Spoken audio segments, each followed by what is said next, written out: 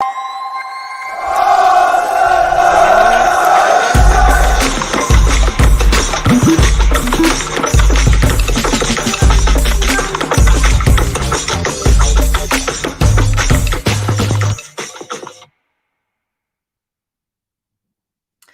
guys, welcome to SheKnowsArsenal Daily. My name is Jessica. You can follow me on Twitter at JustinoTweets and at SheKnowsArsenal. Welcome to another episode. On today's SheKnowsArsenal Daily, we're going to be talking not primarily, but the first thing we're going to start off with is Sambi. Is he going to make it at Arsenal? There's been a lot of chatter online about whether or not Sambi is the right fit for Arsenal Football Club. So we're going to kind of do a little bit of a deep dive there and find out what's going on with Sambi Lokonga. We're also going to kind of debate whether or not Chelsea's project is more appealing. We know that Joao Felix has chosen Chelsea as his next destination in this January transfer market because their project appealed to him more. So we're going to deep dive into that as well. Mudryk should be coming in at a record fee. He will most likely cost more than Nicola Pepe. What kind of stresses, what kind of apprehension comes along with being the record signing, especially coming in during a January transfer window while Arsenal are fighting for a title?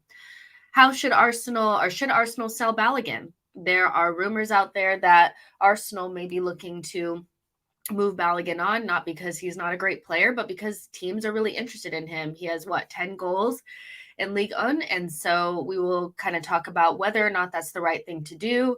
When do you stick? When do you twist? All that kind of stuff, as well as how good is Eddie Nketiah? 2 more goals for Eddie on the season, and he's looking really good. So make sure you guys like the video and subscribe to the channel. And first and foremost, thank you guys so much for all the happy birthdays in the chat. I really do appreciate it. All your well wishes and everything like that. That's so nice. And I really appreciate all of your guys' support and nice, kind things that you guys always say to me on the channel. So thank you guys so much. A nice birthday gift would be a like and a subscription. So thank you guys so much if you can do that for me. I'm going to adjust my camera just super quick because it's a little jank. That's better to me. And then lift up the seat and scoot over. All right. Yeah, that's better, isn't it? All right. So let's go ahead and get into it. Let's see. You guys are saying happy birthday. Thank you, Finger Football. Mackenzie, thank you so much. Roman says no Chelsea money is more appealing. We'll get into that. Bob says happy birthday, Jess. Not happy birthday to you as well, but thank you so much. Nocturnal Gunner says, happy birthday, Jess. Thank you so much. Theo Samuels, happy birthday as well. You guys, so nice, so sweet. Thank you. I am 34. So, yeah, there's that. So I'm not really that ashamed to say how old I am, but don't you guys dare go in the comments and tell me I look 34. Okay, lie to me, lie to me, lie to me. All right. Yesterday, Arsenal played Oxford United in the FA Cup, and Arsenal won 3-0. It was relatively smooth sailing, especially in the second half once Granit, Xhaka, and Zinchenko came into the game. But one of the things that we spoke about before the game started was what we expected from fringe players in this game. You know, Oxford United are a League One side, and I was I was a little bit apprehensive about a midfield of Sambi Lokonga and Vieira. Not because I don't think that they're talented players, but I just feel like the combination of the two leaves us a little bit light in midfield. And, you know, League One sides, teams down the pyramid tend to use physicality to bridge the gap in terms of like technical quality. So I did think that we would get pushed around a little bit. And the first half was pretty much that, where we were very disjointed. There wasn't a lot of connectivity between the back line and the front line because the midfield was really non-existent. Vieira and Sambi really struggled to get on the ball and get a grip in the game. And it really wasn't until Sambi Lokonga came off and Granit Xhaka came on where we start to really dominate the game and really just put it to bed. It should have been a really easy fixture. And what I saw was on socials and even on like different YouTube channels. And not even just that, big personalities, Ian Wright, Kevin Campbell, people like that have all spoken out about Sambi Lokonga off of the back of that game.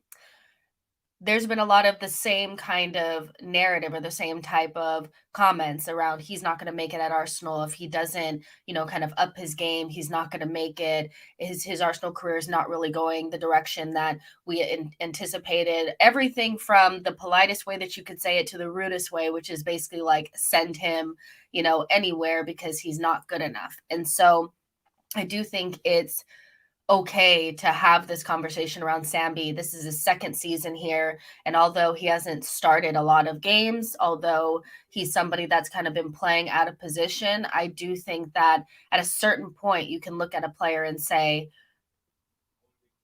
probably not good enough, for Arsenal Football Club. And that's fine. That doesn't mean he's not talented. But yeah, and that's what we're here to kind of like decide amongst each other today. Yesterday, after the game, I said that I've seen better performances in the FA Cup and Europa League group stages from Joe Willock than I've seen from Sambi Lokonga. And of course, people didn't like that because it was negative and not really complimentary of Sambi. It wasn't supposed to be complimentary of Sambi.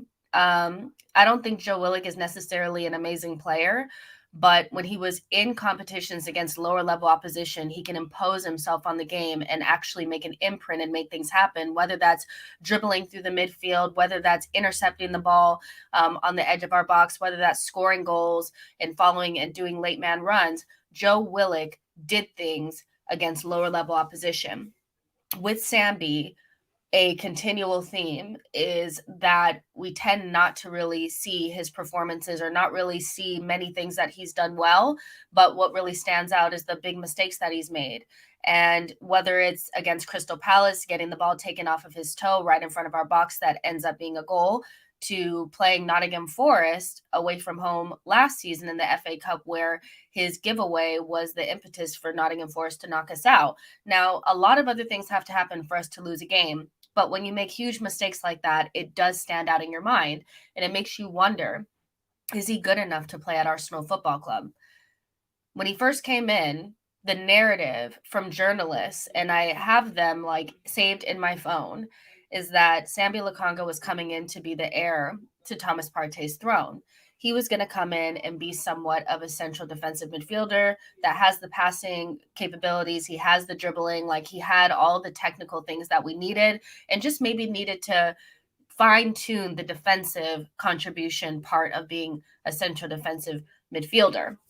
Coming from Anderlecht at 21 years old, he was the captain of that team and he was on the fringes of the Belgian national team. So I think it felt like a good fit. He came in at 18 million, which is not chump change. It's not too expensive, but it's definitely something where it would expect to see a return sooner rather than later. Versus like what happened with Nuno, where it was kind of like it was a punt. And because we didn't spend that much on him, it was kind of easy to loan him out and just move on from it. Nobody really thinks about Nuno. But Sambi is sitting in a squad where the midfield is kind of xhaka and Thomas Partey, and everything behind it is kind of questionable. And he fits in that. He is in the questionable group. He came in as the heir to Thomas Partey's throne, and it was quite obvious early on in his Arsenal career that may not be the right position for him.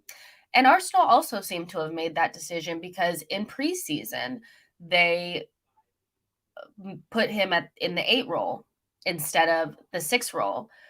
And then he was kind of relegated back to the 6 when Thomas Partey and El Neni got injured. Since then, we haven't seen much from Sambi.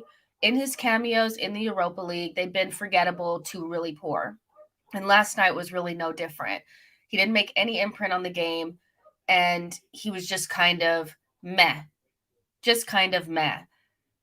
My issue with Sambi is not that I don't think that he's a talented player, that I don't think that he has quality on the ball, or that, he may not be right for the central defensive midfield position.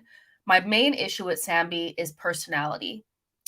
Arsenal midfielders have got to have personality. They have to be talented. They have to have the technical ability. They have to have all of that. But they also have to have huge personality to get on the ball in difficult situations and make things happen.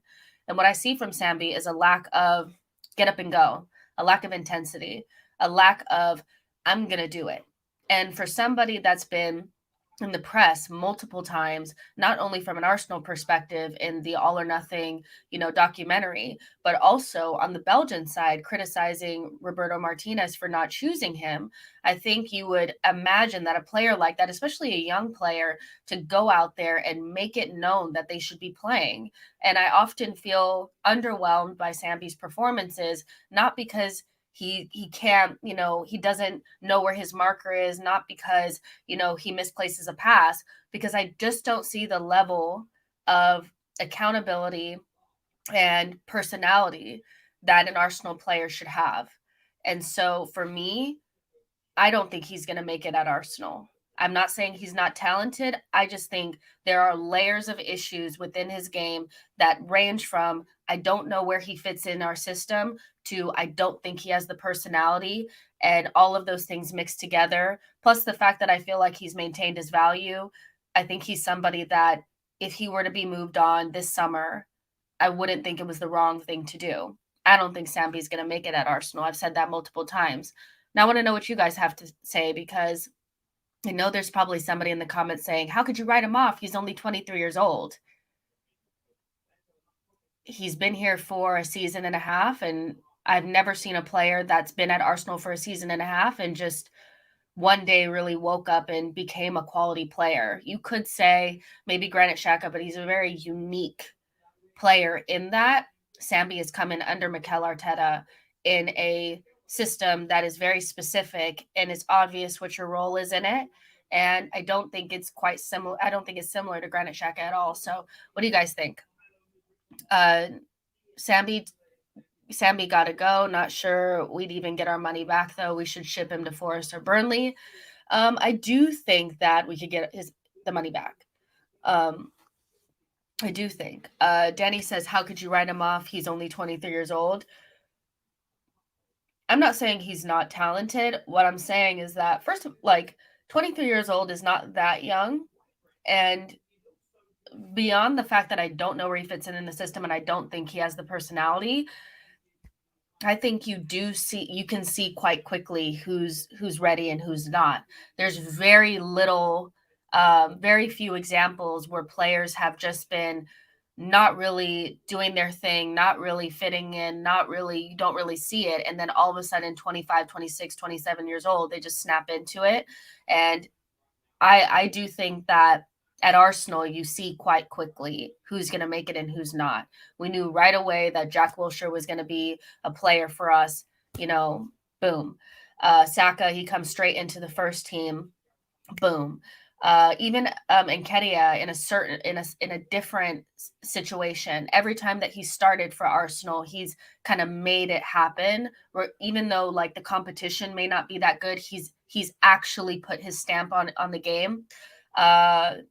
I can think of so many examples of players that have come, and this is the other part of it, you guys. This is Arsenal Football Club, and so there may be examples of players that have been so in their early 20s and then blossom later on. There may be examples of that. I'm sure you can think of some. But this is Arsenal. And I do think that personality carries more weight than anything else at Arsenal. If you don't have the personality, you're not going to make it. And so he could be talented in Italy. He can be talented in Belgium, all that kind of stuff. But if in the Premier League, I can't see you actually putting your stamp on a game and having the impetus and taking the responsibility to get on the ball and make something happen. It's not happening for you. And so for me, yeah, I'm not writing him off as a talented player, but in terms of his Arsenal career, I don't think it's going to happen. Say says, I think we should send him on loan to Burnley. Vincent's saying his praises. Then he's the Burnley manager now, so he might get him back to his best. I remember reading the things that people were saying about Sambi Lokonga, that he was the next Yaya Toure. Vincent Kompany is the one who said it. And so I think there was a lot of faith being a lot of faith being given to Vincent Kompany's talent ID by Arteta and Edu, and they brought him in. I think they did look at what they were saying, and even I think Thierry also said he was good. So the issue with Sambi is not talent. He has it. It's just, why is it not showing up on the pitch? Why are we not seeing it? And at Arsenal, the standards are so high. They are so high. Of course, he could go, to a Burnley. He could go to a Forest and probably be a good young player that people are like, okay, in a couple of years, he's going to make it. But again, this is Arsenal.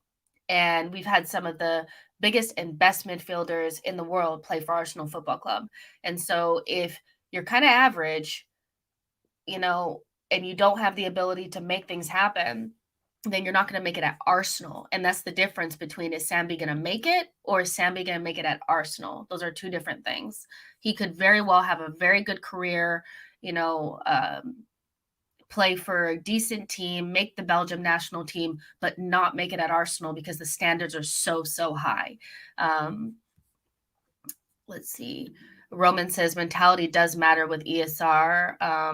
Mikel sent him on loan for that, and ESR proved himself. Allister says Sambi's game lacks intensity and passion. I agree. CeeLo says the badge be heavy over here. I do think that you just see some players don't have the personality. And I think, yes, you can say maybe when he's 25, 26, he'll get it. But what if he doesn't? Yo-Yo says age is somewhat relevant because it's understandable why Arteta trusts the elders to play the so-called single pivot. That's not an excuse for Sambi's cowardice on the pitch. It's definitely not an excuse, but it's an explanation. And I do think that there's a difference between the two. I do think that his age might have something to do with it, but I also just think that he has a very cavalier and loose, kind of aloft type of way of playing. And there's nothing wrong with that as long as you're delivering. Ozil was criticized very much by having this kind of like lazy, aloof type of way of play. But as long as he was getting goals and assists, it didn't really matter. With Sambi, as a midfielder that plays deeper in midfield, your currency, your value, your goals and assists per se, are the passes that you make, your ability to connect the defense to the attack, starting transitions, stopping transitions defensively. And I don't see enough of that for him. So I don't think Sambi needs to be scoring loads of goals to do what he's doing. I just think we need to remember his performance. We need to remember his performance and not remember only things that he did wrong. And I think yesterday his performance was very forgettable. And a lot of people were saying Vieira was also terrible in the first half. He was horrendous in the first half with a lot of other people on the team. But the difference between Sambi and Fabio Vieira is that as bad as Vieira can be, we can pinpoint what his issues are, but he kind of saves himself by having the goals and assists that show us that, okay, there's a player in there. We just have to wait on it. There's not enough credit there. There's not enough of, that was a sparkle there. Okay, I see what he can do. Okay, yeah, he may have lost the ball there, but I saw what he was trying to do. Or, look at that line breaking pass. There's just not enough of that. There's not enough of that. And I think that's what's hurting Sambi, is that he either has to, I think he just has to show that he really freaking wants it. And I'm not seeing somebody that really freaking wants it. Ibby says, I think that's a great shout. I'd love to see how he does under someone who truly believes in him. Sometimes it doesn't work out. I'd like to see him move to Burnley. That's a really good point. And maybe, we never really know, but I don't think Sambi was 100% an Arteta signing. I think Arteta was like, yeah, we'll bring him in. I don't think there's any signing that gets through the door that Arteta can't handle, But Nuno and Sambi, for me, were a little bit like, okay, these might have just been, where they got a recommendation from somebody, they were offered from somebody or whatever. But it's pretty clear that Arteta doesn't really trust Sambi, not in the 6th position, and he's kind of far down the pecking order in terms of the 8s, because there was a game this season where Sambi didn't even make the bench, and he didn't make the bench. And when xhaka went down because he was ill, Fabio Vieira was the first player to come on. And so, and even when Odegaard was injured, Fabio Vieira is the first player to come on. So I think in terms of the eights, he's quite far down the pecking order. And then in terms of the six, he's down the pecking order as well. And this is a 23-year-old player that we spent almost 20 million on that's been here. This is his second season. And that is worrying for me. Could he blossom in the future? Absolutely. But I do think that at Arsenal, sometimes you have to make a quick decision if the talent that you see is not potentially top class. Gunnar V says Sambi is not going to be good until he's 26, 27. That's reaches his physical maturity. When he reaches his physical maturity, he will not be good until 26, 27. That's a good guess. And that's, a good kind of like, okay, well, maybe this is what's happening. But I don't think there's any indication from me that it's about his physical maturity. With Sambi, he's playing in the 8 role now, more often than not. And so physically, of course, he still needs to bulk up a little bit. But what's really lacking is just his ability to get onto the ball and make something happen while he's on it. So are we really saying that Sambi can't contribute to the game at all until 26, 27? I'm not buying that. I'm not buying that. Sorry. I get that, maybe you think that that's what it is, but physical maturity aside, I still think against League One opposition, I shouldn't see Sambi hiding behind his defenders, not really getting on the ball. It's just, yeah, no. Martin says, it shocks me that y'all just realizing how below average Sambi is. I knew he wasn't good enough from his first appearance. Don't loan, sell him ASAP. I'm not really, sold on him being sold. Maybe a loan would do him well, but by the time he comes back from his loan, he'll be 24, 25, and Arsenal are going to be a Champions League side, hopefully looking to fight for, the Premier League and also do well in the Champions League. And am I seeing a player that's actually going to help us do that in a year is going to be what he needs? No, I think at Arsenal, it's really obvious who's going to make it and who's not going to make it. I think a lot of us knew early on Joe Willock wasn't going to make it. We just kind of knew it, and we're not wrong. There's nothing that we've seen from him at Newcastle that changes our opinion. It's pretty obvious. I think there's exceptions to the rule, but there are not many of them. You know what I mean? Where you just get it wrong and they just become this amazing player. And the reality is it's not so much is Sambi going to be a decent player, is he going to become a great player? That's what's required at Arsenal Football Club. It's not that you're just like a usable player, a bench player, a backup player, a serviceable player. Are you going to become great? That's my question. Odegaard came in and wasn't very good on his loan. I mean, he was good on his loan, but there was only a couple of games that you could really pick out, West Ham away being one of them, where you really saw what his quality was. And it was even though the loan wasn't amazing, he didn't save us or anything like that, you knew that the talent was there. We bought him, and then it was obvious that he just, after he got over his first little adaptation, and remember him and ESR were kind of switching on and off, halfway through that season in December, you knew Odegaard was that guy. And when he was not playing and ESR was playing over him, when he came back into the squad, he made it his business to stay in that squad. Not only did Odegaard have the talent, it was obvious that he had the talent. We knew it. But when his back was against the wall and he was not a starter, the next time he started, he made it his business to say, it's my position. And so the mentality plus the talent equals the type of player that's supposed to be playing for Arsenal. I'm not seeing that with Sambi. So could he become an okay player or a good player? Yes. But will he become great? Can anybody bet that he's going to become great? Because that's what you need. But will he become great? Can anybody bet that he's going to become great. Sorry, you guys. I think that's what, I don't know if you guys can hear that or not, but I just put up a poll right now about what you guys want to talk about next. So as I already said, we're going to be talking about Mudryk for a record fee. What does that mean? Should Arsenal sell Balogun? Is Chelsea's project better? And how good is Eddie Nketiah? So you guys go ahead and vote and let me know what you guys want to talk about next while we continue on with the Sambi conversation. There's 200 of you guys in here. Make sure you like the video and subscribe to the channel. Saida says, just don't you think sending Sambi out on a loan isn't worth it because he'll have a year on his contract, so his value naturally decreases unless you believe he will perform on the loan?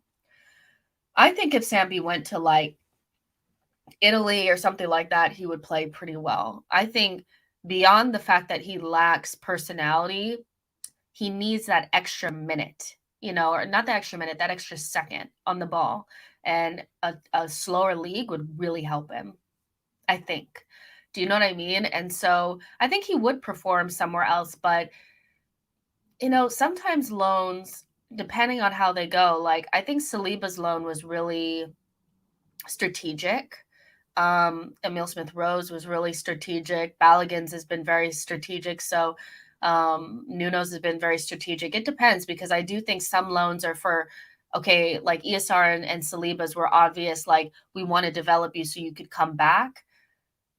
Nuno's loan feels more like we want you to be seen so you can maybe move you on. So that's just me guessing. And so maybe Sambi gets a we want you to develop loan, or maybe Sambi gets a we want you on the shopping floor loan. The Emirates faithful says, Jess, would you have Patino instead of Sambi? No, I don't. The thing about Patino is that I think physically he's still quite small and meek. He's doing a really good job on his loan, but I think it'd be just great if he stayed out longer for another loan and really develops as a man first, and then we bring him in. I don't think there's any who do I think is more talented? I think Charlie Patino is more talented than Sambi Lokonga. Period. Like, I just think he is. But beyond that, I don't want either of them really here, because I think as a team that's going to be in Champions League and is going to be fighting for titles, we need midfielders that I think elevate the squad and can be competitive with the players that we already have versus project players, because we have quite a few of those. Gabriel says, Jess, who do you want us to get as Partey's successor? I don't know. To be honest, that's just something that I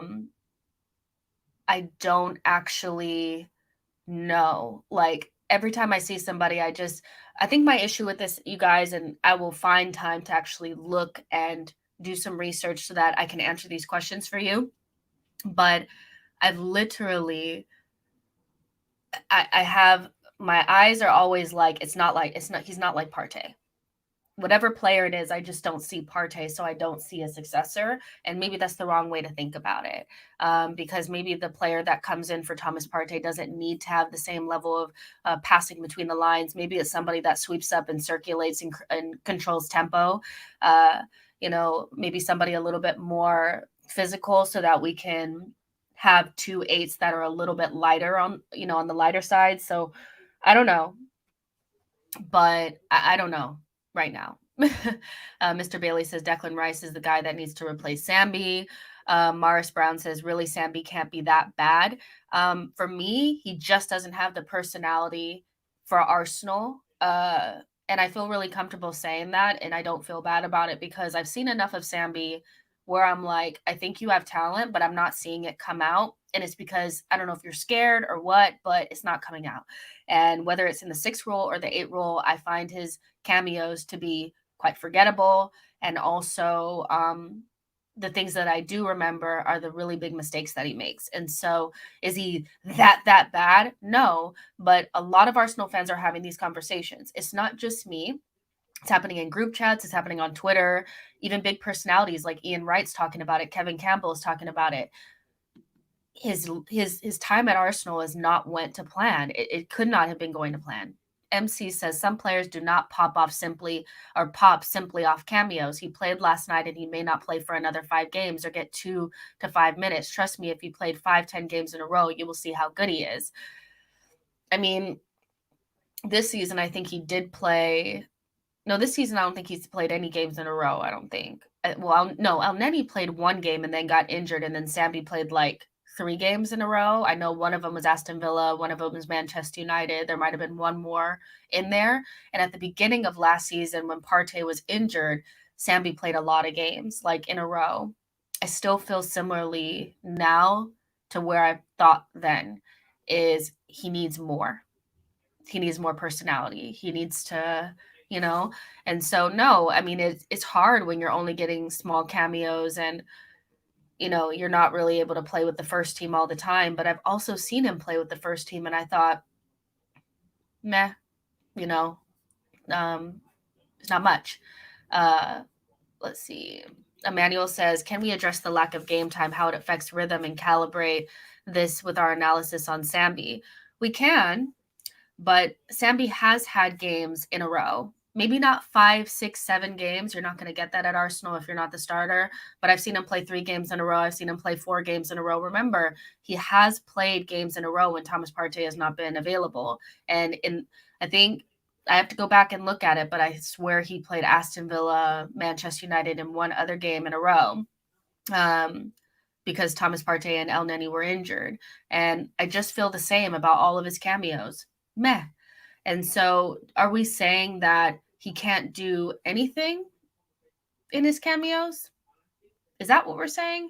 Because even with Nketiah, when he gets a run of games, maybe the first game is a little dodgy, but the second game, he usually explodes and he's on it.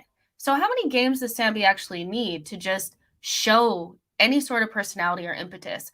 We don't need him to be perfect. I need him to show personality. And I think that that's hard to show. With Fabio Vieira, he may be weak, but when he gets his little cameos, he gets goals and he gets assists. And that is what sticks out in people's minds. Sambi doesn't have to get goals and assists, but he should have some good line-breaking passes. He should have some good switches of play. He should have some good interceptions, 1 or 2, just to keep us, okay, he's talented. He may not be there, but he just needs some more game time. I don't see much. Billy says, I think Sambi has been unlucky because at the beginning he played quite well alongside Partey, but xhaka came in and he was struggling to get his rhythm back. Deb M said it took a long time for Partey to adjust to his role. Whoever comes in will have to work hard to get to that level. Exactly. But at the same time, you guys, like, the issue with Sambi is not that I don't think that he's talented or he can't have a good career. That's not what we're arguing about. It's not about whether or not Sambi is a good player. Sambi is a good player. You're not the captain of Anderlecht or on the fringes of the Belgian national team if you're crap. That's not what we're talking about. Is he going to be good enough for Arsenal? Because quite frankly, what I'm seeing people say is, if he got more game time, he could probably be all right. But I don't see anybody putting their neck out there and saying that they believe Sambi is a superstar, because at Arsenal, we need superstars. Like the players that are out there right now, Thomas Partey he's a beast. He's a beast. Granit Xhaka this season has been playing like one of the best midfielders in the league. Odegaard is like a world-class midfielder.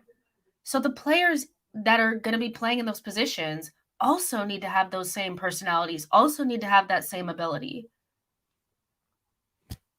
So if anybody's willing to put their neck out and say after 3 or 4 games, Sambi will start to look like a superstar, then, and no, not everybody needs to be a world beater or anything like that. But can you even say that Sambi will be a top player, close to best in his position? I don't know, and that's what's required at Arsenal. We're not arguing about whether or not Sambi is an okay player. NT says, sorry, Sambi is hit with the same downs Odegaard went through. I don't think so, because Odegaard, even in his first season at Arsenal, even though we knew as a body of work, it wasn't amazing because he still needed goals, he needed to do this. We never had to have a conversation about Odegaard impressing himself upon a match and letting people know he was there. Like that's never been a question that we've had. Whether or not, did he have enough goals in him? We didn't know.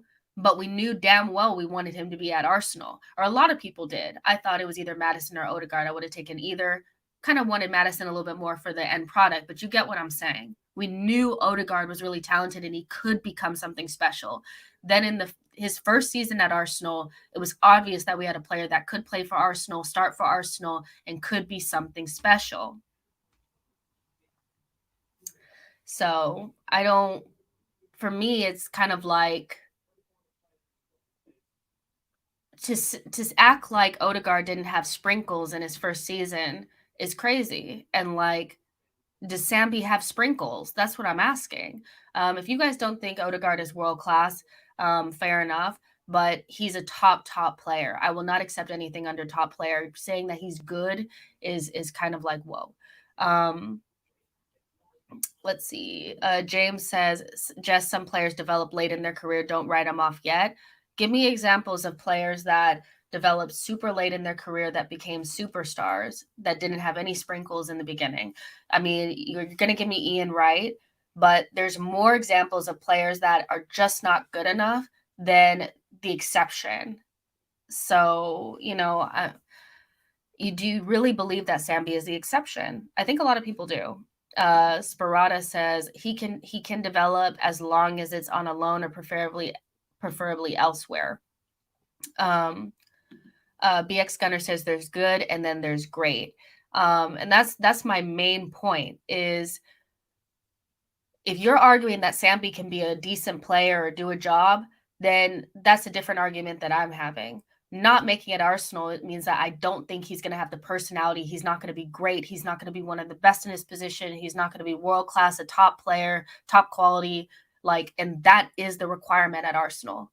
Look at the players that we have starting in the positions now. Gabriel Jesus, I mean, he is ridiculous. Saka, one of the best in his position. Martinelli, one of the best in his position. Odegaard, one of the best players in the Premier League this season. Xhaka, one of the best midfielders in the league this season. Thomas Partey, probably the best DM besides Casemiro in the league this season. I can go on and on and on. Zinchenko, technical mastermind. Gabriel, one of the best center backs. Saliba, one of the best young players in the league. Ben White, probably the best right back in the league this season. That is what's required at Arsenal. Not going to be all right? Yeah. And so you guys can name one or two maybe examples. Maybe you can name 10 examples of players that later on in their career developed into great players. But there's less examples of that and more examples of players that are just not good enough. And that's my point, is that usually they're just not good enough. It's very difficult to become the exception. And I don't believe that Sambi is the exception to being great at Arsenal, which is so different than being great at many other clubs. Pap says Xhaka is 30 past 5 years. Everyone said he was trash. No one said he's the best center mid this season. No, actually, a lot of people have said he's been one of the best midfielders in the league this season. So that's false. Not only statistically is that correct, but a lot of people have said that. Where have you been? I know that we can let the Xhaka thing go, by the way. If you're still hung up on Xhaka and being upset by Xhaka and just mad that Xhaka has become a decent player and plays under Arteta, get over it. Xhaka has been one of the best midfielders in the league this season. Not in the world, not better than Kevin De Bruyne, not anything like that. But in terms of what he's contributed in goals and assists, chances created, his ability in both boxes, his fitness, his passing, everything, his consistency, personality, he definitely has been. Let's not redo the Xhaka conversation. And he is, again, an exception to a rule. There's very few players that spend 5-6 years at a club and then all of a sudden, their form turns around like this. So, let's not do the Xhaka thing again. Sambi, do you believe that he can be great at Arsenal? That is the conversation we're having. Not, has he had enough playing time? If you're saying that with enough playing time, you believe he'll be great, then say that with chest. If you can't say it with chest, then we're having a different conversation. Billy says, sometimes these players also need patience. Kevin De Bruyne, for example, he wasn't very good at Chelsea. They sent him out on loan and then they sold him, but we'll see. Kevin De Bruyne is the exception to the rule. Most players just aren't good enough. Kevin De Bruyne is a very specific example. Salah is a very specific example. Both players were actually talented as well. Like, you could see that they were talented. I don't think there was any, like, Kevin De Bruyne is crap, though, you know? And Chelsea made a mistake. Maybe we'll make a mistake with Sambi, but there's exceptions that they stand out in your mind because they're exceptions. But most times, and we don't talk about it, players are just not good enough. Crispy Rice says that xhaka was played in the wrong position for years. And that's the interesting thing about Sambi is, what is his position? That's, what is his position? I don't know. And those are the questions that I still feel like need answering. But there's 220 of you guys in here, which is amazing. Like the video and subscribe to the channel. Let's talk about Mudryk for a record fee. That's the next thing on the agenda. Then we'll talk about Eddie. Then we'll talk about Balogun and then Chelsea's project. So like the video and subscribe to the channel. Mudryk. So we've been talking about this back and forth. Yesterday, if you guys were not on the stream, Arsenal are in the final kind of stages of negotiations with Shakhtar Donetsk for mykhaylo Mudryk. They are discussing the add-ons. Arsenal want 30% of the final fee to be 30% of the fee to be add-ons, and Shakhtar want 20% of it to be add-ons. And so they're just deciding the structure of the deal, but there has been some advancements, some movement on that deal, and it looks like it will get done. Now, a lot of people are fighting me on this, but there have been reports, credible reports, that it is going to be close to what Shakhtar were asking for, which was the 100 million euros, which is somewhere around 85 million pounds. And so Arsenal are coming up on their bid. We just have to see it, in black and white. What I will say is, whether it's 85 or 75 or whatever it is, he'll probably be our biggest signing on fee. The most expensive player we've ever bought, probably more expensive than Pepe. And so the conversation here about Mudryk is what a type of fee like that can potentially do to a player. We saw with Manchester United early on with Antony that there's been a lot of criticism around Antony from rivals about his performances. He's not worth 80 million. He's not worth 80 million. He's not worth this. He's not worth that. Jack Grealish, 100 million. He's not worth that. He hasn't hit the ground running. He's a flop. Darwin Nunez, look at him. He's crap. Look at him missing all those chances. Blah, blah, blah. Mudryk is going to get the exact same treatment. And you know how I know this? Is because I'm in different group chats and they've already told me that if he does not hit the ground running, that's it. That's it. And so I think that as Arsenal fans, we tend to, if a player has a higher price tag, expect more. And that makes sense. But what are our expectations for our record signing potentially coming in at January with less than 30 appearances for Shakhtar? What are our expectations for a player like that? That's what I want to know from you guys. Because I do think he's going to need some adaptation. I do think Mudryk is going to need some time. I do think he's going to have some dodgy games. Do I think that he'll score some goals? Yeah. Do I think he'll show his quality? Yes. But I do think there'll be some times where we're like, he needs some more cooking. He needs some more baking. But a player that comes in with a price tag like that can sometimes end up in a situation where that price tag is so heavy on their shoulders. A big example of that we know really well is Nicolas Pepe. That price tag and the fact that Arsenal really weren't in a good place, I do think wore on him over time. The record signing. And there was pressure on him to look like a record signing. And he never really got to it. He never really adapted to the Premier League. He never really got going. He never really started. And so Mudryk, a young player, 21 years old, 22 years old, coming to London to the, team that's on a title charge with a lot of fans hoping that he's the reason why we push over the line. What do you think is going to happen? Personally, I don't know. I want to know from you guys. But it is a fear, and it is something that I think about a lot is how are we going to keep this kid from cracking? How are we going to make sure this kid doesn't crumble? Look at Jadon Sancho. He's out there somewhere training in the woods. We haven't seen him in a long time. But don't get it twisted. Being somebody that has the, wearing a heavy shirt, where, clubs like Liverpool, Chelsea, Man United, Arsenal, shirt is heavy. The shirt is heavy. And being the record fee or a really expensive player coming in young with a lot of expectation, some players just do not handle it well. And I don't know if you've looked at the number of players that have come for over 50 million in this league, and then looked at the success rate of those players. There's not a lot of green. There's a lot of unsure, there's a lot of red, there's a lot of fails, there's a lot of flops, but there's not a lot of success. So how do we make sure our record signing doesn't crumble this time? That's the question that I have for you guys. Jamie says, Jesus and co will help Mudryk adapt. Social Join says Mudryk also has a big bro and Zinni to guide him.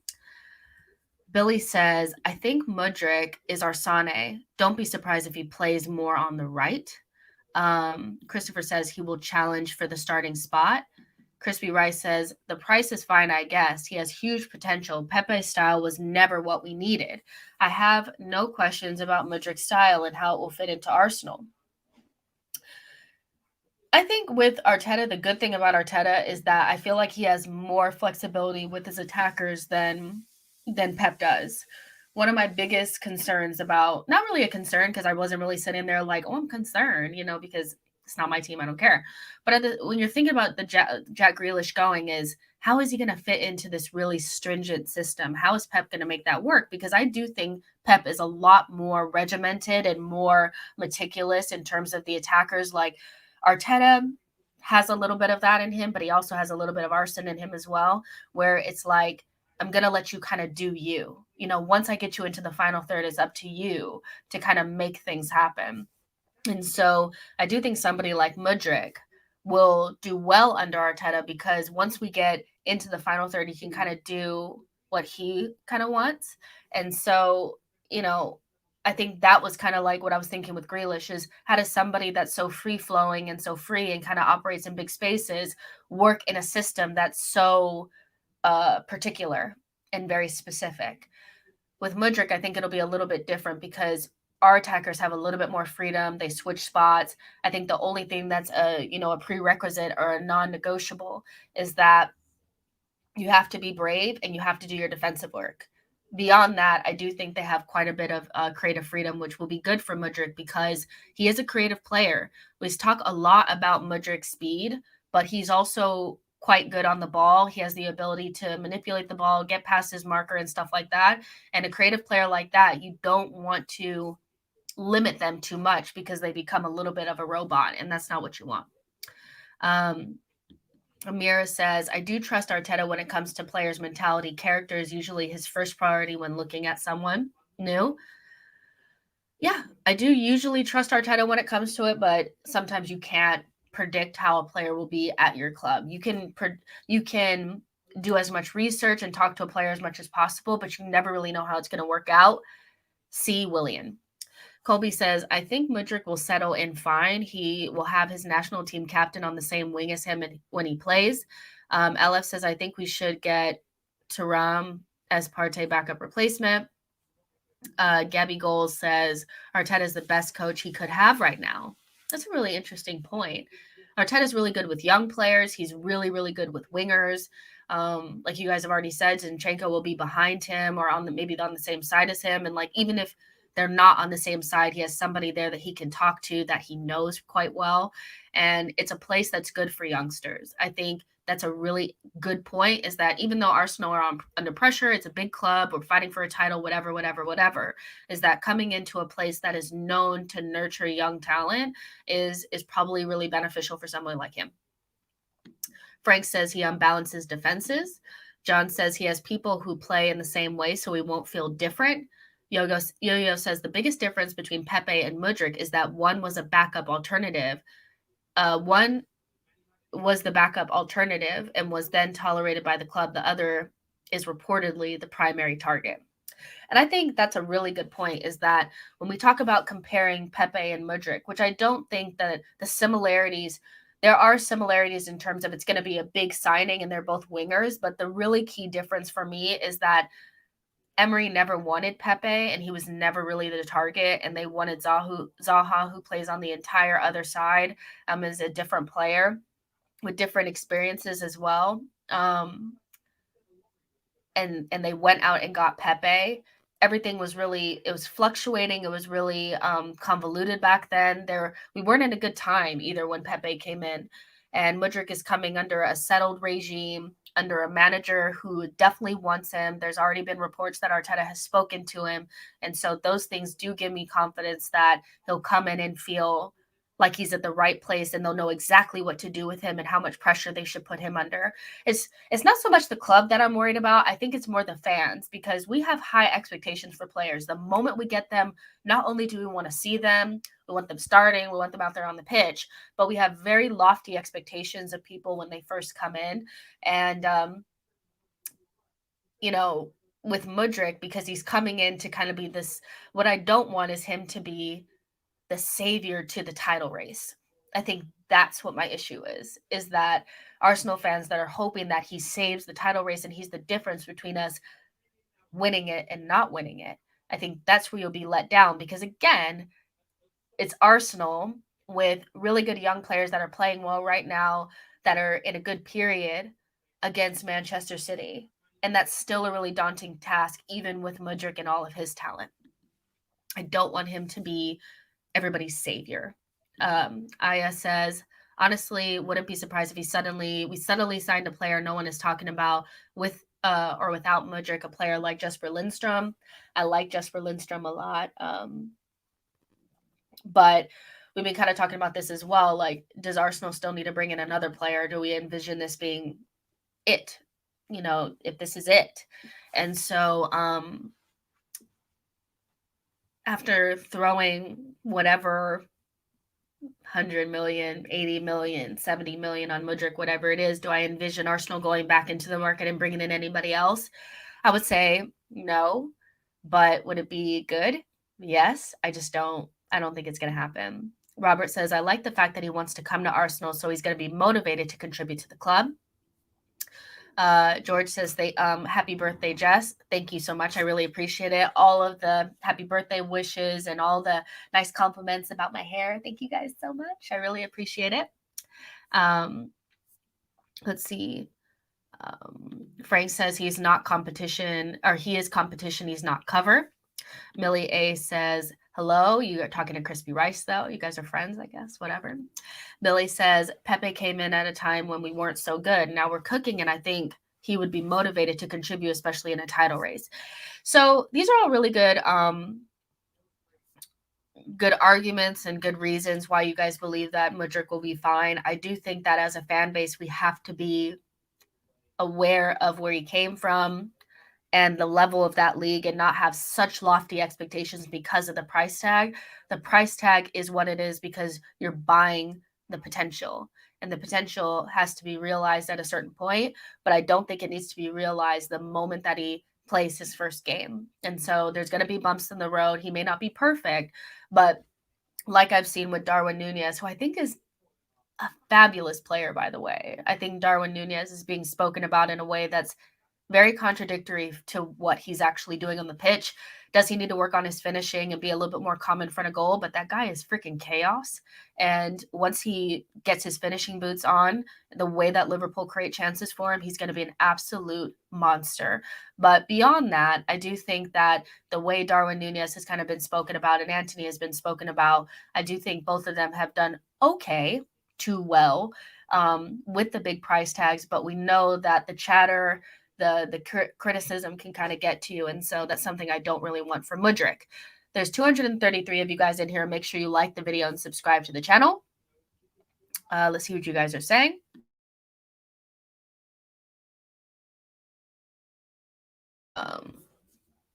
Let's see. NT says, must listen to Wenger's take on Darwin Nunez. What did he say?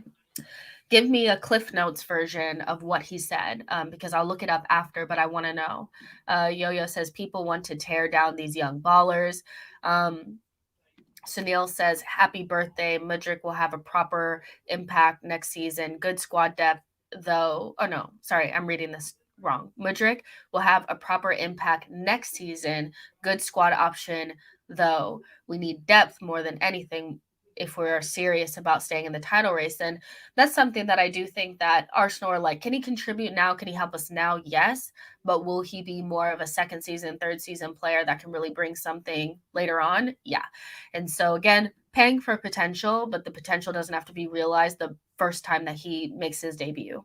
And that's the most important thing I think Arsenal fans need to like get ready for, you know? Darwin Noodles. Neon Man says, Mudryk loves the club so much, and that's what we need. Fair enough. So, yeah, I think that the 245 of you guys in here right now should like the video and subscribe to the channel. If you have not, let me know what you guys think about Mudryk and how we're going to make sure that he does not crumble under the pressure. The next topic up is going to be, how good is Eddie Nketiah? This is an interesting one because Eddie Nketiah is somebody that I've been really critical of over the last year or so. I think that, you know, especially when at the end of the season, the way things kind of panned out and him being one of the first deals over the line in the summer in terms of a new contract, it put me off. It really did, because I think I placed maybe too much emphasis on his performances at the back end of last season, and I was unrealistic about what his contributions would be. When Eddie Nketiah came into the team at the end of last season, he had one kind of like suspect game against Southampton. And then from there, he was kind of like on fire. He had those 2 goals against Chelsea. He was doing his thing. I thought he was quite good against Manchester United. It really wasn't until we got to Spurs away and Newcastle away where I saw him kind of fade away. And it made me bitter and kind of like, okay, we need to bring in somebody because he's not good enough. But the reality of that is that there were so many layers to why those games ended the way that they ended. And it wasn't just because Eddie wasn't good enough or anything like that. It was because we had a multitude of injuries that happened at once, and the team as a collective crumbled under the pressure. And it's not necessarily Eddie Nketiah's fault. Coming into this season, and him being the player behind Gabriel Jesus, I did dread the day that Gabriel Jesus got an injury, because I still kind of had those feelings of him last season of like, he's not good enough. How dare they give him £100,000 per week? You know, this big long contract. We should have brought somebody else in, blah, blah, blah, blah, blah. And so I wasn't feeling it. So when Gabriel Jesus got injured against Cameroon in a nothing game, off of a nothing challenge, and is out for 3 months, I thought the worst things. I may have not said them out loud, but I thought the worst things. I really did. And then the questions started coming out. Like, in January, you're going to buy a striker. But I knew we wouldn't buy a striker because Eddie Nketiah had just signed that big, long deal. And so my question was, can Eddie Nketiah do a job for Gabriel Jesus for 2 months? Can he do it? And so my research became more about what he has done and how that can be applicable now versus what he can't do. And seeing that he had scored 5 goals in 7 Premier League starts, I do think, you know, made me feel like, okay, there's something here. And his Europa League performances weren't really reflective of who he is as a player. When he plays with the first team, he scores goals. And when he starts, he scores goals. And so that's what we need from him. Fast forward, you know, post the World Cup, he has 4 goals in 4 and 17 goals in 24 appearances in 2022. And he's somebody that when he's on the pitch, he pretty much scores a goal. And so how good is Eddie Nketiah? He's good enough to deputize for Gabriel Jesus in the meantime. He's done a really good job, and I think for me personally, he's somebody that's really turned it around in my mind in terms of what kind of player he can be for Arsenal. When Gabriel Jesus went down, I said, Eddie Nketiah needs to be our Jota. He needs to be our Alvarez. He doesn't have to be as good as them, but he has to kind of be the same level, like the same type of player that can come in and do a job across the front line and keep our level stable until the starters come back.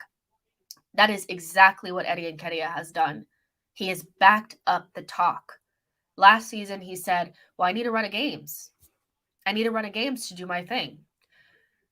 He sat there with Sambi, which is very interesting on the All or Nothing documentary, obviously probably frustrated as well that he wasn't getting playing time, and told him that he needs to suck it up because everybody wants to play.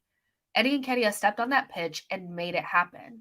And I think a lot of people, not only Arsenal fans, are changing their mind about Eddie and what his role in this team can be. Do I think he's ever going to usurp Gabriel Jesus? No. I think when Gabby comes back, he will start because he's our guy. But can Eddie play, Champions League group stages? Yeah, I think so. Can he deputize for Gabriel Jesus for a month or so? Yeah. Is he somebody that I trust? And I'm like, yeah, I think he's going to score goals and do his best impression of Gabriel Jesus? Yes. But what I like about him is that even though he doesn't have the same technical ability as Gabriel Jesus, he gives 110%. And for a player that has been heavily scrutinized by this fan base, and a lot of people didn't really believe in him, I love that he put his money where his mouth is. I like that he shut us up. And so Eddie Nketiah for me is more than good enough to be a part of the squad. He's not somebody that I'm looking at that needs to go in the summer. I actually would be a little bit devastated if he left because I just think that he's a good example of a player that's maybe not like Saka, who comes straight in and does the job and is an automatic superstar, but is a player that can come through our academy and be a really, really good squad player. Really, really good. And we've missed out on those. We haven't had a good group of squad players from our academy being able to kind of hold us up in difficult circumstances. So for me, Eddie Nketiah is exactly what he needs to be, which is a player that can come in, start games, score goals, and we're not really sitting here like, what's going to happen? How good do you guys think Eddie Nketiah is? Let's see what you guys are saying. Yo-Yo says, said it time ago, Arteta loves Eddie. You lot forgot he made critical contributions under Wenger. That's true. Crispy Rice says, Eddie might be a better finisher than Jesus. That is a really, really big claim, but I think you're right.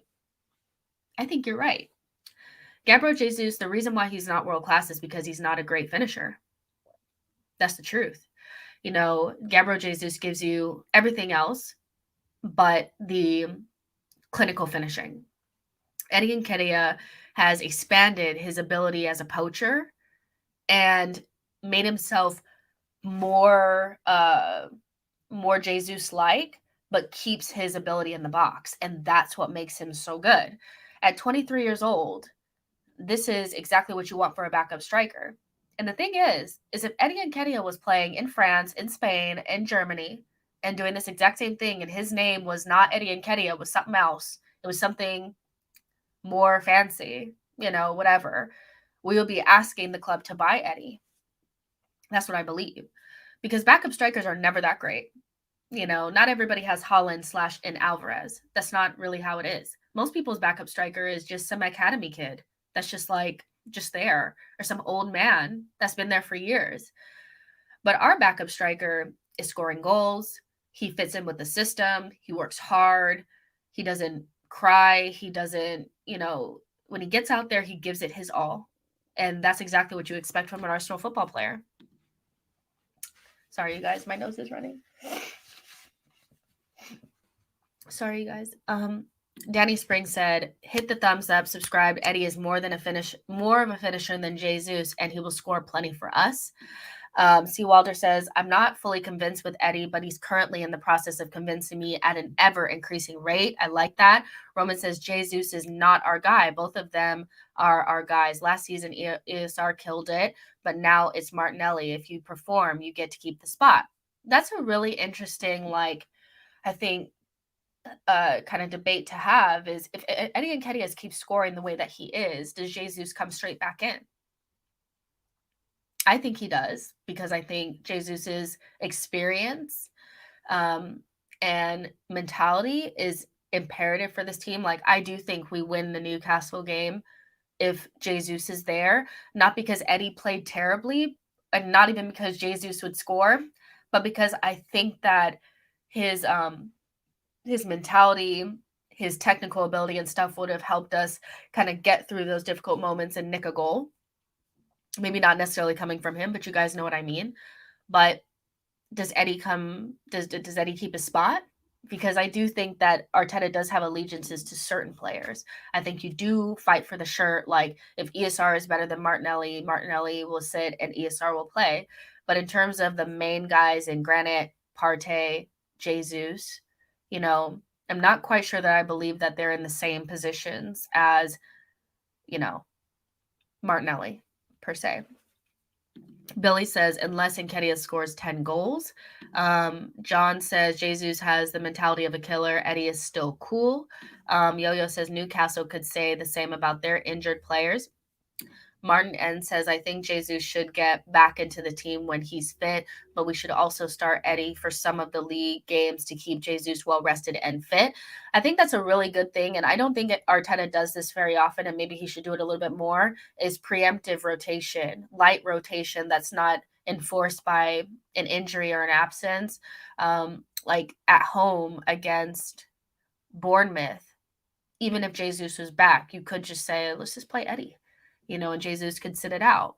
I think this is going to be really important as well when we're in Champions League, because in Champions League, you may have a really difficult game that's more difficult than the Premier League game that you have coming up. So maybe you play Jesus, against whoever you're playing in the Champions League. And then in the league, if you have Bournemouth at home or, whatever team, you guys know what I mean, Everton at home, you could play Eddie. So I think for me, Eddie has done enough for me to be like, he's good enough.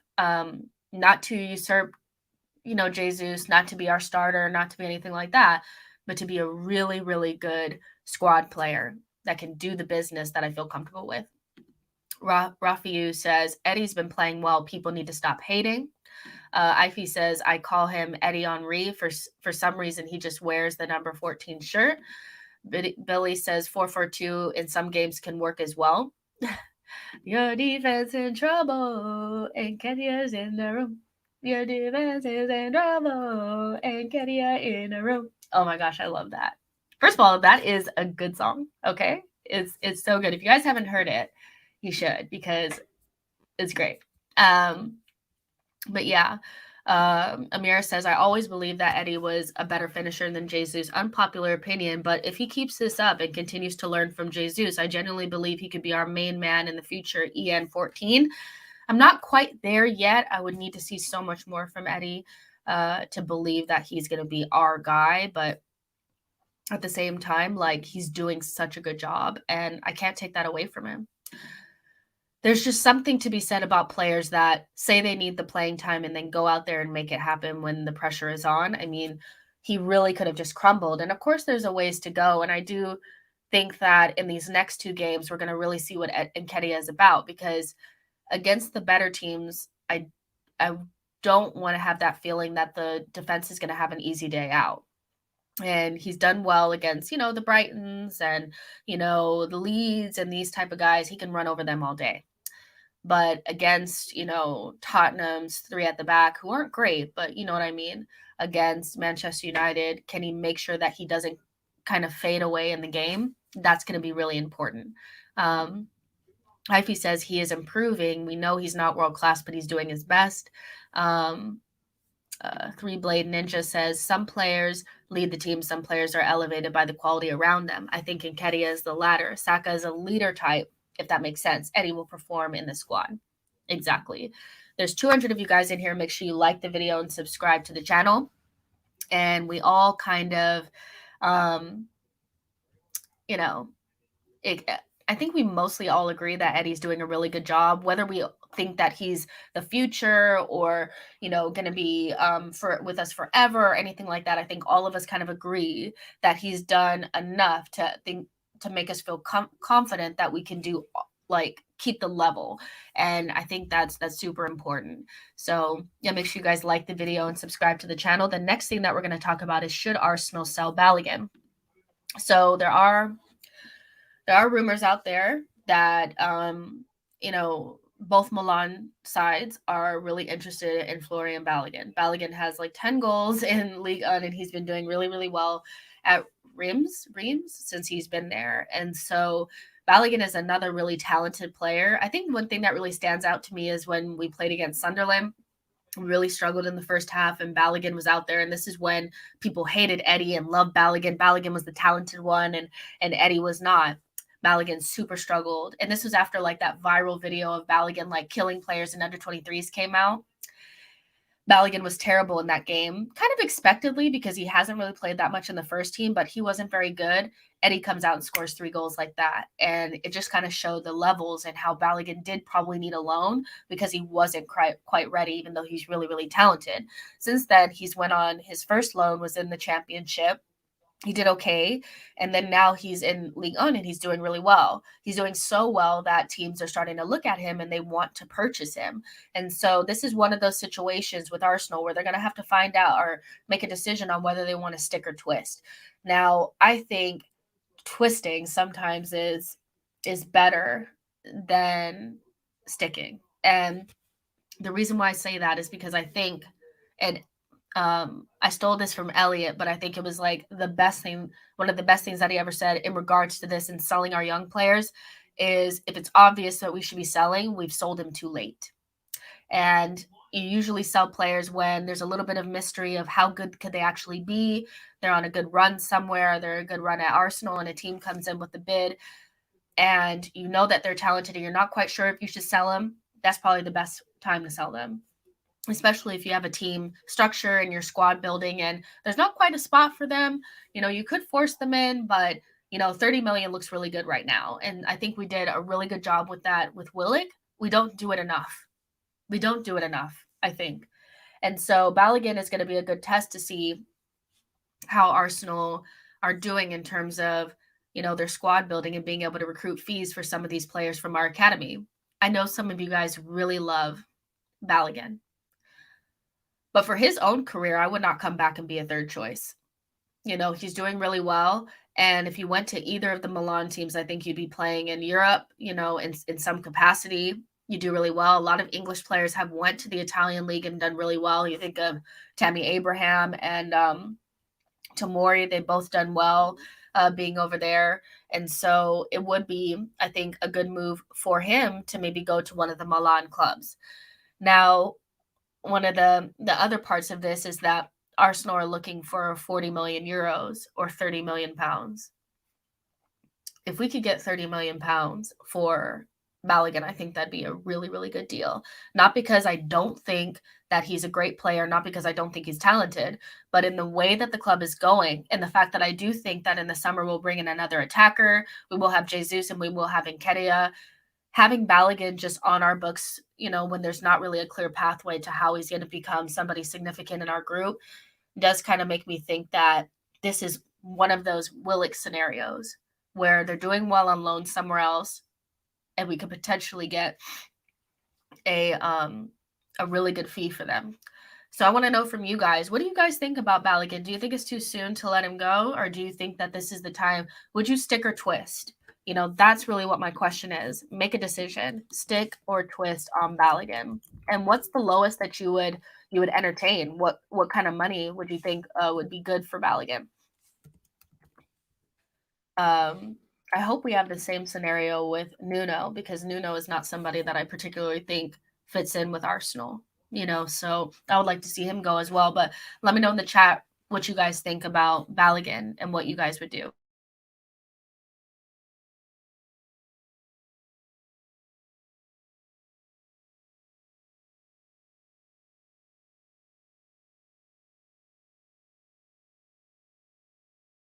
Sorry, guys.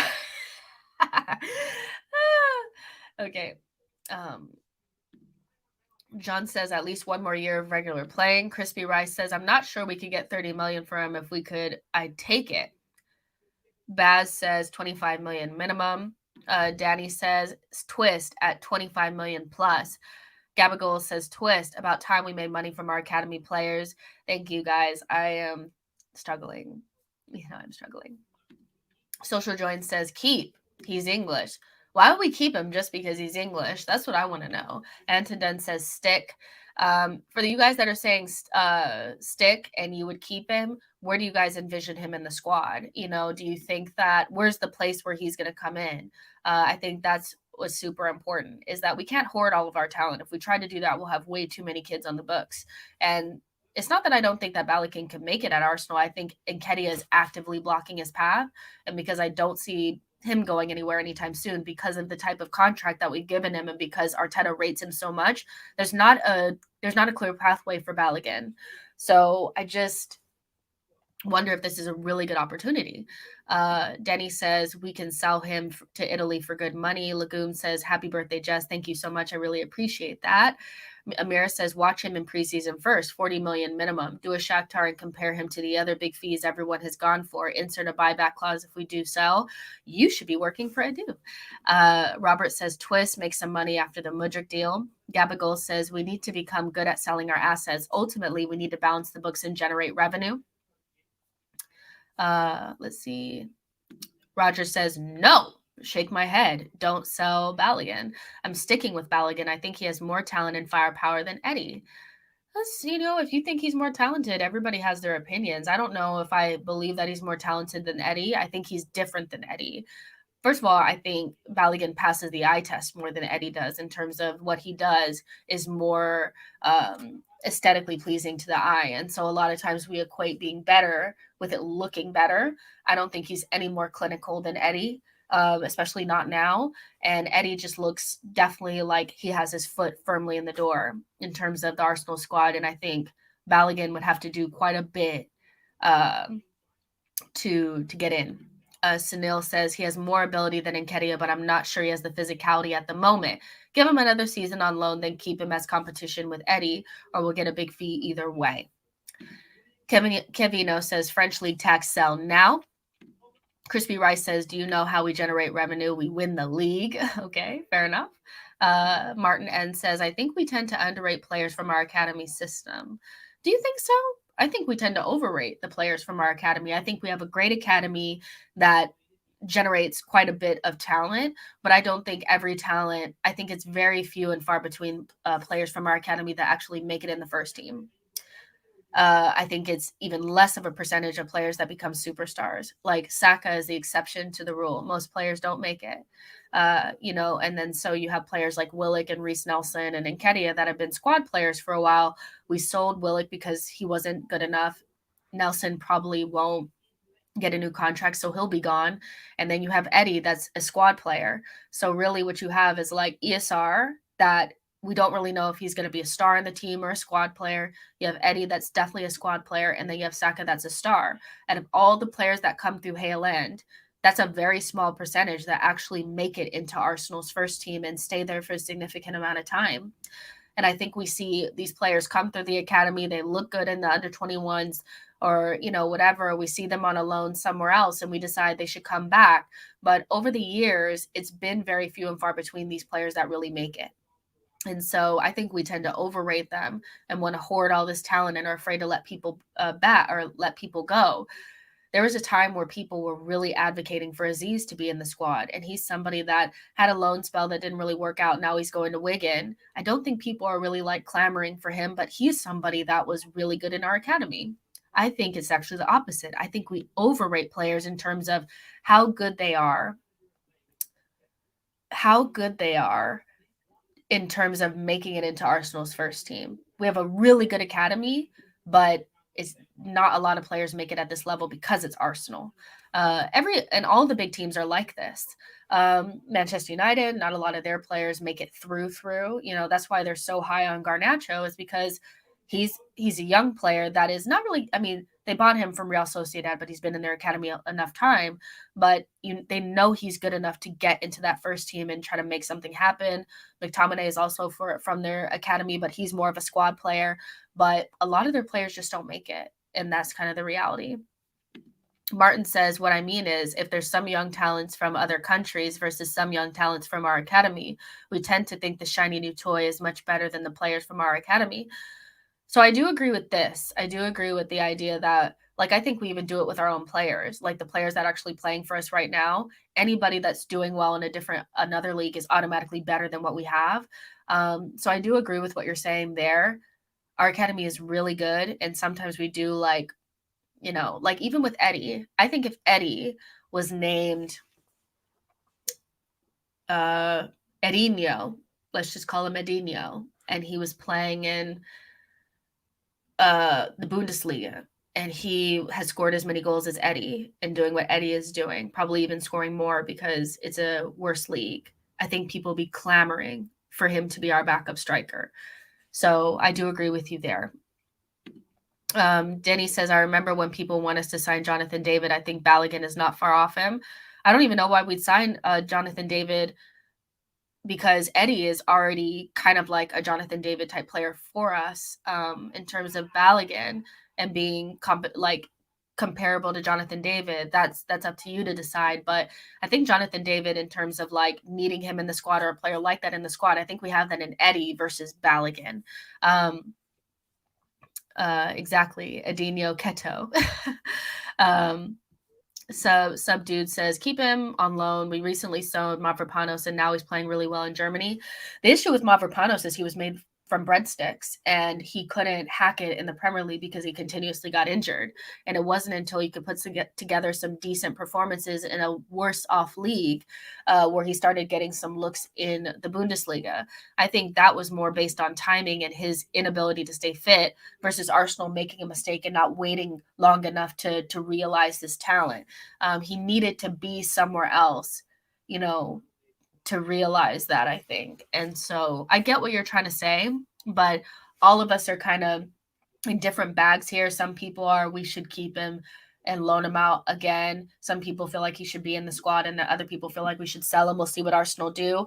But the word on the street is that Arsenal have a 40 million euro price tag on Balogun, 30 million pounds, and that both Milan clubs are interested. And so we'll see how that pans out. There's 200 of you guys in here hanging on. Like this video, subscribe to the channel. The last thing I do want to touch on is something that I know we won't spend too much time on because it's kind of like, what the hell?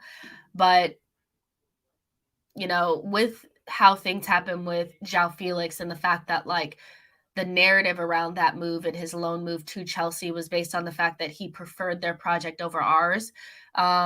And then there's been a lot, said on Twitter around like whose project is better, whose is more going to be more fruitful, whose is in a better place, who's going to have more trophies in the future.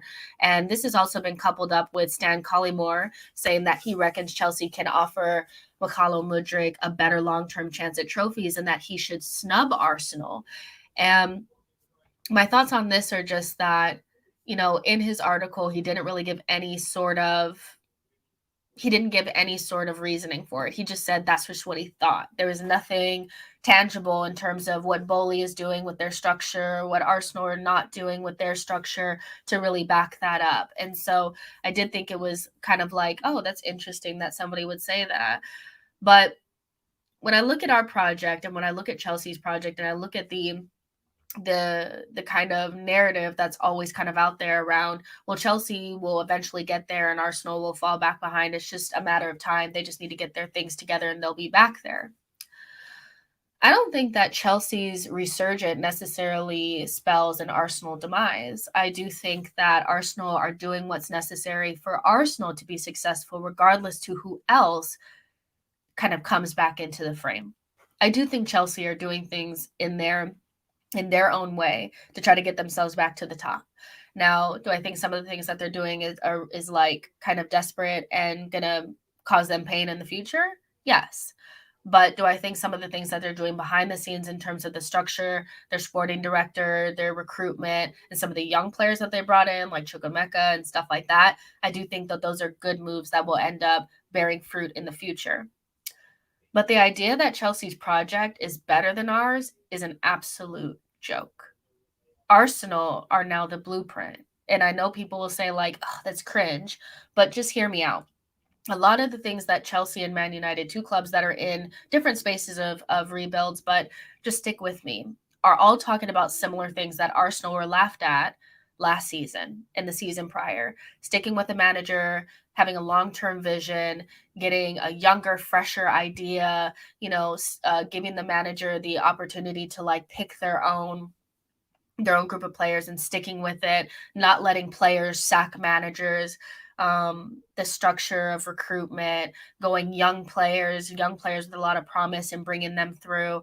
There's, a lot of things that are being spouted out by those two clubs and Chelsea as well, like Manchester United and Chelsea, that are very similar to the things that Arsenal are already doing. And so if you're saying that their project is better, then what you're saying is ours is better. Ours is better because we're already further along in it and it's already bearing fruit.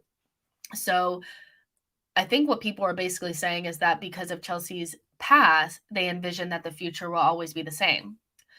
Well, you just have to look at Arsenal and how things unfolded with Arsenal to know that that's not true. That in the past, Arsenal was the club that was innovative in doing things the right way and getting the results, that were bearing fruit in terms of what was going on the pitch.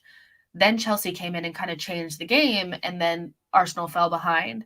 Shit changes. Things change. And I do think that we're seeing a change where Arsenal, the way that Arsenal are doing things, is the smart way. Now, that doesn't come with having to spend money and having to take risks and having to buy ready-made players sometimes, but Arsenal are doing things in a way that other teams are looking around and starting to say that's what we should do. And that's why Arteta is being looked at by some of the best teams in the world as maybe a potential manager. That's why Adu is being looked at as a really good sporting director that people potentially want. That's why Per Mertesacker is being looked at for Germany for their, office positions and stuff like that. So I do think the idea that Chelsea's project is better than ours in some way is kind of laughable, considering not where we are, but what we're building is exactly what they're trying to build. But the reason why theirs may look better is because they're throwing more money at it, but throwing more money at it doesn't necessarily mean you'll be more successful. And so I think we deserve more credit, especially because people are pinching off the ideas that we've kind of put out there that are now starting to bear fruit. And so their project is not better than ours. But at the same time, that's not for me I'm not saying that Chelsea will not get back to where they were before. But what I will say is that I do think that will probably be there as well.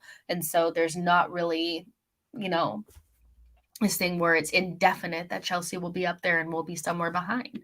Sunil says Arsenal are definitely the blueprint. It's just United and Chelsea's ability to splash ridiculous money without a thought that is able to accelerate their rebuilds. Crispy Rice says it's funny watching Chelsea fans cry Potter out. The guy hasn't even been a proper summer transfer window yet. They're so entitled. C. Wilder says Chelsea's project is load of money into a shotgun and fire random directions. John says yes, better. Tony says Arsenal is the best, better, bester. Denny says Chelsea's project is looking at who's Arsenal's targeting right now. Robert says, why is there a huge bias against us throughout the league and elsewhere? We do something and we're laughed at. Other teams do the same thing and everyone wants to say they do things better. Well, what we've done is kind of unheard of, not really unheard of, but we did it a little bit differently than Liverpool because we brought in really young players, And so I think we did kind of a version of what Liverpool did, but we came in with an unproven manager as well as really, really young players. And so in an industry that has really become synonymous with hiring and firing and just spending loads of money willy-nilly and just, seeing whose D is bigger by just like, okay, I'm going to splash the cash here. I'm going to do this and that. We did something a little bit different and it's starting to look like it's the right thing to do or the right direction to go in. And so I'm not saying that United and Chelsea are doing the exact same thing, but what I am saying is that there are things that I've kind of seen that they've kind of picked off of that are similar to what we've already done. And it's like, whoa, where do you think they got it from? You know what I mean? And so, yeah, I do think that Chelsea and United are doing similar things, and they should, because it looks like it's the way things should be done. Not necessarily exactly the same, but yeah. Yo-Yo says Arsenal's blueprint isn't new, but unique in that KSE chose to develop a manager and a squad. Ajax has long been the template for European football. Go ask Barca and City. I agree with that. It's not like it's never been seen, but I would say in terms of Premier League, it hasn't really been something that's been popular. Hiring and firing has been really popular in the Premier League. Spending a lot of money willy-nilly with no plan and not backing managers has been really popular. And just the pissing contest has been what it's been. And sticking with a manager and sticking with a philosophy, bringing through young players and coupling that with bringing in ready-made players and creating a squad in a team with an identity that way is different, especially without the backing of a nation state. So I do think it's interesting. I think our project future-wise looks as bright as anybody else's. And I think that's my main point, is that I don't see really the difference. Crispy Rice says the haters are just upset that we won't be their doormat any longer. It's simple, really. Dev M says we do everything better. We recruit better. We develop players better. And we integrate through our academy better. The only thing we don't do is sell better. And that's a really good point, is we have to get that part integrated in. The next group of players that are beyond like the El Nenis and stuff like that we decide to sell will be players that you should be able to get fees for. And so it'll be interesting to see what Edu does there.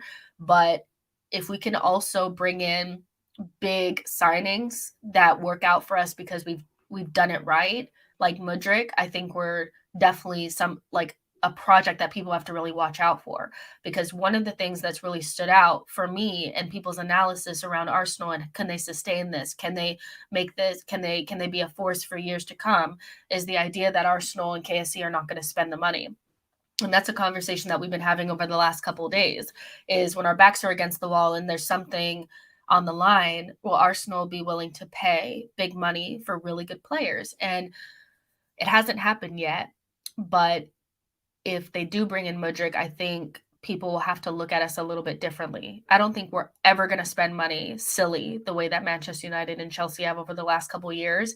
But if we are willing to push the boat out for really talented players, but we also have the recruitment, the young players coming through the academy, developing players, and our squad building is good, then I don't understand why we wouldn't be the shining light in terms of projects for the future.